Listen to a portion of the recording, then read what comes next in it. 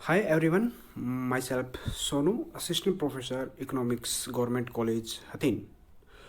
आज हम जिस विषय पर चर्चा करेंगे उसका नाम है गुणक की अवधारणा अर्थात द कंसेप्ट ऑफ मल्टीप्लायर। तो आइए देखते हैं।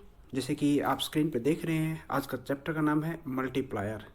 यहाँ देख रहे होंगे ये डॉलर्स का एक थैली है। तो जैसे क्योंकि पता है कि निवेश करने से आय बढ़ती है, तो ये मैंने ऐसे दिखाया है। चलिए आगे हम चैप्टर के बारे में पढ़ते हैं। तो आज हम पढ़ेंगे गुणक की अवधारणा। तो हमारा पर्पस क्या है इसको चैप्टर को पढ़ने का, तो आइए जानते हैं। आज हम जानेंगे गुणक का अर्थ क्या होता है, देख रहे हैं आप। और दूसरा हम पढ़ेंगे सीमांत उपभोग प्रवृत्ति तथा गुणक के बीच संबंध। तो हम इन दो मुद्दों पर बात करेंगे आज। तो चलिए आगे बढ़ते हैं, जानते हैं गुणक का अर्थ क्या होता है। और जैसा कि आप स्क्रीन पर देख पा रहे हैं, कुल व्यय में परिवर्तन होने के कारण संतुलित जीडीपी में परिवर्तन होता है। अर्थात जब हमारा कुल व्यय बढ़ता है तो हमारा जो जीडीपी का संतुलित स्तर है वो भी बढ़। तो यहाँ आप देख रहे हैं कि जैसे कि हमारा संतुलन ई बिंदु पर है, दैट इज हियर ई बिंदु। और हमारा यहाँ पर संतुलन ई बिंदु पर होने के कारण हमारा जीडीपी का स्तर है वाई। तो हम डेल्टा आई जो मैंने यहाँ पर दिखा रखा है, दैट इज डेल्टा आई, ये अतिरिक्त निवेश करते हैं अर्थव्यवस्था में। तो आप देख रहे हैं कि हमारा नया संतुलन बिंदु है वो E1 पर हो जाता है इधर। और E1 पर होते ही हमारे जीडीपी या हमारी कह लीजिए इनकम का स्तर वाई स्टार हो जाता है यहाँ पर। तो आप देख रहे हैं कि delta I, that is delta आई, ये चेंज किया तो उसके फलस्वरूप हमारी डेल्टा वाई इतनी ज़्यादा इनकम बढ़ गई है। इसलिए यहाँ पर बताया गया था कि कुल व्यय में परिवर्तन होने के कारण संतुलित जीडीपी में परिवर्तन होता है। तो देखा ना आपने कि कुल व्यय जब हमारा AE से बढ़कर AE1 हो गया था, तो हमारा जो नया संतुलन है वो वाई स्टार पर आ जाता है। और इसकी व्याख्या हमने पिछले अध्याय में हम कर चुके हैं। तो इस अध्याय का मुख्य उद्देश्य इस बात से है कि कुल व्यय में एक विशेष परिवर्तन होने से जीडीपी में कितना परिवर्तन होता है। तो हमको ये तो पता ही है कि कुल व्यय जब बढ़ता है तो जीडीपी में संतुलित स्तर भी बढ़ जाता है और अर्थात हमारी आय बढ़ जाती है। बट कितना परिवर्तन होता है वो हम आज इस चैप्टर में इस विषय में जानेंगे। कुल व्यय में परिवर्तन होने के कारण आय में होने वाला परिवर्तन मांग में परिवर्तन द्वारा होता है। मांग में परिवर्तन नियोजित उत्पाद में परिवर्तन को उत्तेजित करता है। तो यहाँ आप देख रहे हैं कि कुल व्यय में परिवर्तन के कारण जीडीपी में वाला परिवर्तन मांग में परिवर्तन द्वारा होता है। अर्थात जब, क्योंकि आप जानते हैं कि AE is equal to E plus I, तो एक हम C प्लस में आई, यहाँ आप कर लीजिएगा C प्लस में AE is equal to C plus में आई। तो C हमारा उपभोग है, I से इन्वेस्टमेंट है। तो ये बोल रहा है कि जब इन्वेस्टमेंट करते हैं तो अर्थव्यवस्था में मांग बढ़ जाती है, दैट इज अर्थात कुल खर्चा बढ़ जाता है। या हम C को स्थिर मान के चल रहे हैं, हम ओनली I की बात करेंगे कि I में जब परिवर्तन होगा तो कुल खर्चा अर्थव्यवस्था में। तो हम जानते हैं कि जैसे अर्थव्यवस्था में कुल मांग बढ़ेगी तो कुल उत्पादन भी बढ़ेगा। इसलिए यहाँ लिखा है मांग में परिवर्तन नियोजित उत्पाद में परिवर्तन को उत्तेजित करता है। पर आय को जीडीपी कह लीजिए, आय में परिवर्तन कुल व्यय में होने वाले परिवर्तन का कोई गुणनखंड होता है। तो जैसे हम कुल व्यय में परिवर्तन होता है तो अर्थात जितना हम निवेश करते हैं और हमारी आय बढ़ेगी, जो वो निवेश का कोई गुणक होगा। समझ लो कि हमने ₹4 निवेश खर्च किया, तो हो सकता है हमारी आय 8 बढ़ जाए, तो 4 दूनी 8, 2 हमारा आय गुणक हो जाएगा। तो गुणक क्या होता है आगे चलते हैं। कुल व्यय में वृद्धि के कारण जीडीपी में जितना गुणा वृद्धि होती है उसे गुणक कहते हैं, जैसे मैंने बताया। आगे एक सरल द्वितीय क्षेत्रीय मॉडल में जहां उपभोग व्यय स्थिर रहता है, मैंने बताया था AE is equal to C plus में आई। तो यहाँ हम उपभोग व्यय को स्थिर मान के चल रहे हैं। तो वहाँ कुल व्यय में जो खिसकाव होगा अर्थात परिवर्तन होगा वो स्वायत्त निवेश के कारण होता है। अतः गुणक स्वायत्त निवेश में वृद्धि तथा आय में वृद्धि के बीच संबंध स्थापित करता है और इसे हम निम्न प्रकार से व्यक्त कर सकते हैं। यहाँ आप देख रहे हैं K is equal to delta Y upon delta I. यहाँ K मीन्स गुणक, डेल्टा वाई अर्थात आय में परिवर्तन, डेल्टा आई निवेश में परिवर्तन। तो आप कह लीजिए कि निवेश में परिवर्तन के फलस्वरूप जो आय में परिवर्तन होता है के अनुपात को हम निवेश गुणक कहते हैं।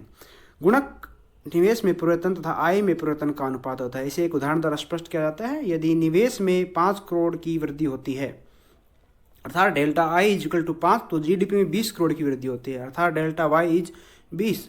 तो आप देख रहे होंगे 20 डिवाइडेड बाई 5, इसका जो रिजल्ट आता है वो 4 है अर्थात गुणक का मान 4 होगा।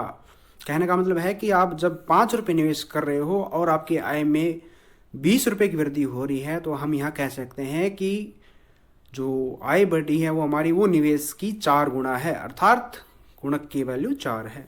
इसका अर्थ यह है कि निवेश में वृद्धि 5 करोड़ के कारण आय में 4 गुणनखंड की वृद्धि होती है अर्थात जीडीपी में वृद्धि 5 × 4 इज इक्वल टू 20 करोड़।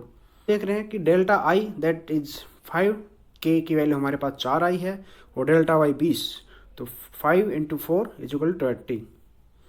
तो यहाँ देख रहे हैं कि that is delta Y upon delta I, यहाँ पर वही फिर से बता रखा है। तो नोट में देखिए आप, चूंकि आय में परिवर्तन का अध्ययन निवेश में परिवर्तन के संदर्भ में किया जाता है इसलिए इसे निवेश गुणक कहते हैं। ये लाइन इंपॉर्टेंट है कि चूंकि आय में परिवर्तन का अध्ययन हम निवेश में परिवर्तन के संदर्भ में कर रहे हैं। जो आय में परिवर्तन हो रहा है, क्यों हो रहा है? क्योंकि निवेश में परिवर्तन हो रहा है, इसलिए हम इसको निवेश गुणक कहते हैं। नीचे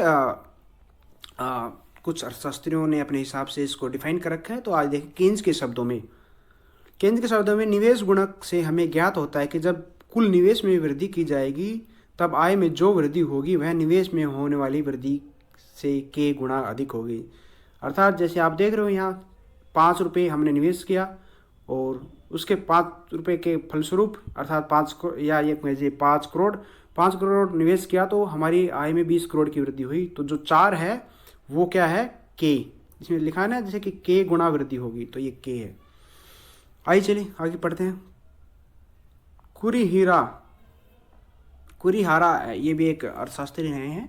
उन्होंने क्या परिभाषा दे रखी? गुणक निवेश में होने वाले परिवर्तन के फलस्वरूप आय में होने वाले परिवर्तनों का अनुपात है। जैसे देख रहे हैं आप यहाँ पर ये अनुपात है।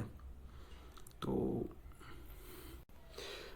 हाँ, आगे इसका रेखाचित्र प्रस्तुतिकरण दे रखा है जो मैंने आपको पहले बताया था कि हमारा संतुलन जो यहाँ देख रहे हैं A E is equal to Y, ये लाइन है जो A is equal to Y, ये क्या है? एक संदर्भ लाइन है जहाँ पर जिसके प्रत्येक इस लाइन पे जितने भी बिंदु होंगे वहाँ पर aggregate expenditure is equal to Y.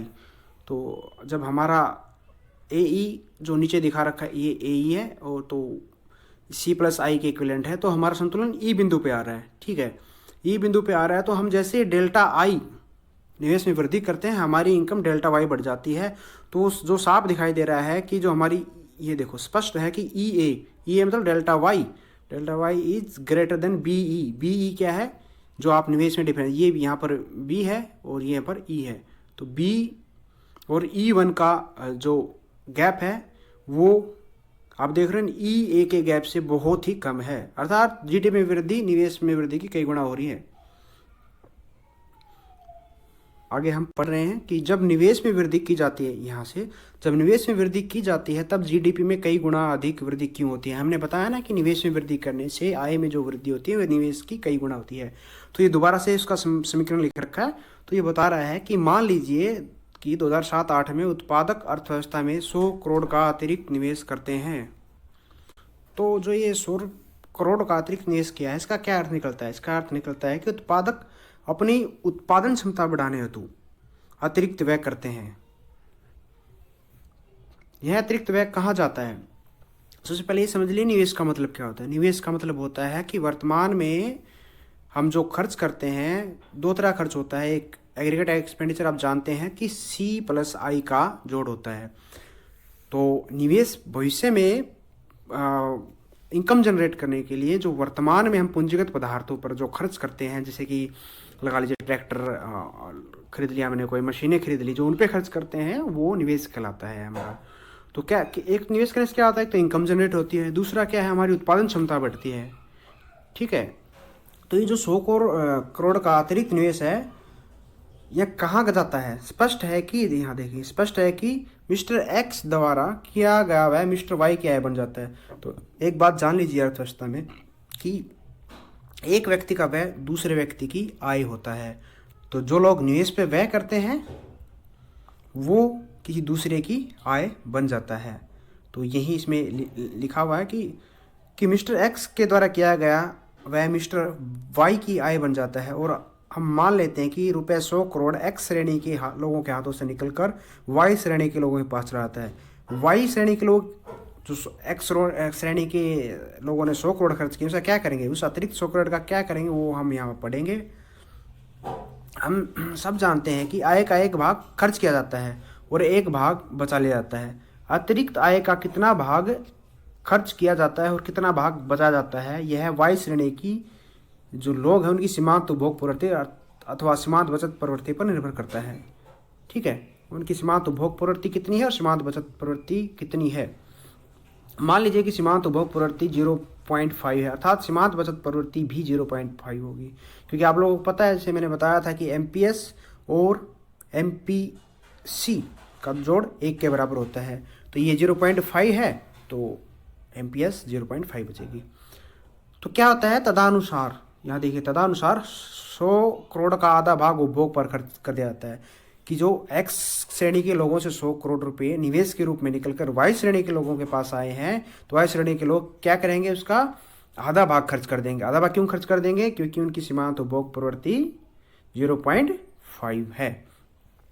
तो क्या करेंगे, शेष 50 करोड़ खर्च कर दिए, शेष 50 करोड़ वो लोग बचा लेते हैं। तो एक व्यक्ति द्वारा किया गया खर्च दूसरे व्यक्ति की आय बन जाता है। अतएव क्या लिखा, अतएव रुपये 50 करोड़ का अतिरिक्त खर्च अर्थव्यवस्था में जड़ श्रेणी के लोगों की आय बन जाता है। तो आप देख रहे होंगे ना, जैसे कि 100 करोड़ रुपए वाई श्रेणी के लोगों के पास आए, उन्होंने 50 करोड़ उपभोग कर दिया और 50 करोड़ बचा लिया। ठीक है, तो जो 50 करोड़ उन्होंने उपभोग किया वो क्या करेगा, अभी वो किसी दूसरे समझ लो जड़ श्रेणी के लोग हैं, उनकी लोगों की आय बन जाता है, क्योंकि एक का उपभोग दूसरे की आय होती है। तो यहाँ पर क्या होता है, लोग इस प्रकार क्या लिख रखा है कि रुपये 100 करोड़ के अतिरिक्त निवेश के कारण आय में वृद्धि की एक श्रृंखला बनती चली जाती है। देखो श्रृंखला कैसे बनती चली जाती है कि भाई एक ने उपभोग किया, जैसे 100 रुपये उपभोग कर लिए, 50 रुपये उपभोग कर लिए, 50 बचा लिए, तो जो 50 उसने उपभोग किया वो दूसरे व्यक्ति की आय बन जाती है, क्योंकि एक का जो व्यय है वो दूसरे की आय होती है। फिर दूसरे आदमी की आय 50 बन जाएगी, दूसरा आदमी की 25 रुपये वो खर्च कर देता है, 25 बचा लेता है, क्योंकि एमपीसी और एमपीएस हम 0.5 मान के चल रहे हैं। तो ऐसे एक श्रृंखला बनती जाएगी, जैसे कि 50 का आधा अगला आदमी उपभोग कर लेगा और आधा बचा लेगा। तो 25 उपभोग किया तो 25 जो नेक्स्ट श्रेणी के लोग हैं उनकी फिर वो आय बन जाएगा। तो इसी प्रकार एक श्रृंखला ही चली जाती है, बनती चली जाती है श्रृंखला। जो यहाँ पर दिखा है, देखो ये श्रृंखला बना के दिखा रखी, समझिए इसको क्या है कि 100 जैसे कि 100 करोड़ है, ये श्रृंखला कैसे बनी। यहाँ देखिए कि पहले एक आदमी ने यहाँ पर देखिए ये 100 करोड़ रुपए व्यय किया अर्थात निवेश किया। ठीक है, तो 100 करोड़ रुपए निवेश करने के कारण ये दूसरे व्यक्ति की आय बन गई। तो दूसरे व्यक्ति की देखो निवेश 100 किया है, तो ये 100 है, हम आय की श्रृंखला की बात कर रहे हैं यहाँ पर, आय की श्रृंखला की। तो ये 100 क्या है, एक ने निवेश किया तो दूसरे की आय बन गई। दूसरे ने क्या किया कि 100 का आधा उपभोग कर लिया, आधा बचा लिया, क्योंकि हमने मान के चल रहे हैं एमपीसी और एमपीएस 0.5 के इक्विवेलेंट है। तो फिर वो क्या करेगा, आधा उपभोग कर लेगा। ये इसने देखो 100 का आधा कर लिया, हाफ 50 आ गया, तो 50 क्या करेगा, जो उपभोग है वो तीसरे आदमी की इनकम बन जाएगा। ठीक है, तो तीसरा आदमी क्या करेगा, फिर उसको आधा उपभोग कर लेगा और आधा बचा लेगा। तो फिर वो चौथे आदमी की 50 का आधा 25, तो चौथे आदमी के पास 25 इनकम आई, तो 25 का आधा 12.5 अर्थात 12.5 वो उपभोग कर लेगा और 12.5 बचा लेगा। इस प्रकार से एक ये श्रृंखला ही है ना, चलती चली जाती है। ठीक है, जैसा कि आगे बताया गया है कि श्रृंखला का योग अंततः 200 करोड़ रुपए हो जाता है। ठीक है, इसका निहित अर्थ यह है कि 100 करोड़ का अतिरिक्त निवेश डेल्टा आई अर्थात अतिरिक्त निवेश करने के परिणाम स्वरूप कुल आय में 200 करोड़ की वृद्धि हो जाती है। तो एक कंडीशन दे रखी कि बशर्ते लोगों की उपभोग प्रवृत्ति है वो 0.5 बनी रहे।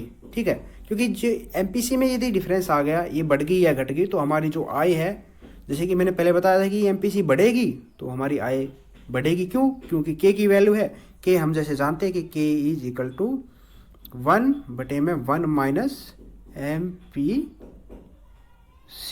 ठीक है, देख लीजिए 1 ये है MPC। ठीक है, तो जैसे जितनी जितनी MPC ज़्यादा बढ़ती जाएगी, के की वैल्यू उतनी ज़्यादा आती जाएगी हमारे पास में। ठीक है, यहाँ भी दे भी रखा है, देखो इसने यहाँ दे रखा है कि इस बात को अच्छी तरह से समझ लेना चाहिए कि गुणक के का मूल्य इस उदाहरण में दो सीमांत उपभोग प्रवृत्ति या सीमांत बचत प्रवृत्ति के मूल्य पर निर्भर करता है, जो मैंने बताया है। दूसरे शब्दों में गुणक के मूल्य और एमपीसी में घनिष्ठ संबंध पाया जाता है। इस संबंध का अधिक विस्तृत विवरण आगे दिया गया है, तो आगे देखेंगे कि इसमें कितना और ज़्यादा विस्तृत विवरण दिया गया है। दोस्तों ये फ्रेंड्स, ये चैप्टर जो हम पढ़ रहे थे ये ज़्यादा लेंथी हो जाएगा, तो हम अगले वीडियो में सीमांत उपभोग प्रवृत्ति और गुणक के बीच के संबंध का जो है डिस्कशन करेंगे। तब तक के लिए आप इसको देखिए। और जो ये वीडियो मैंने बनाया है इसके बारे में बता दे रहा हूँ कि इसका जो कंटेंट मैंने लिया है वो TR Jain BA second year economic students के लिए जो बुक लगती है उससे लिया गया है। उसका चैप्टर 9th है जो वो इसके बारे में है, निवेश की अवधारणा। तो वहाँ से मैंने ये सारा कंटेंट लिया है। तो बाय।